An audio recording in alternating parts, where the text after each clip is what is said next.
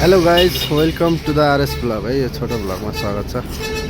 हाम्रो दाजुभाइ काठमाडौँदेखि फतेहपुर बेल्टा रामपुरसम्म चतरासम्म बस पार्कबाट चाहिँ 3 बजे छुट्छ है।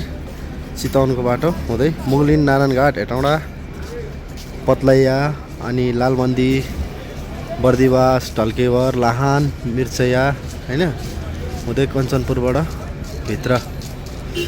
अब यस्तो छ है हाम्रो म भित्रको भ्यू देखाउन गइरहेको छु हजुरहरूलाई। हाम्रो यस प्रकार यहाँबाट चढ्दै जाँदा केबिनको भ्यू। लेडिजहरूको लागि सिङ्गल सिट पनि छ।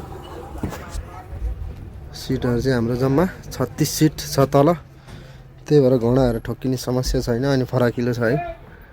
ल हेर्दै जाँदा स्लिपरको पनि राम्रो व्यवस्था छ सुतेर जानको लागि। 8वटा स्लिपर छ है। ल हजुरहरू पनि यात्रा गर्न चाहनुहुन्छ भने सम्पर्क गर्नु होला दाजुभाइसित। यस्तो छ है गाइज। हेलो आनन्दको सेवाको लागि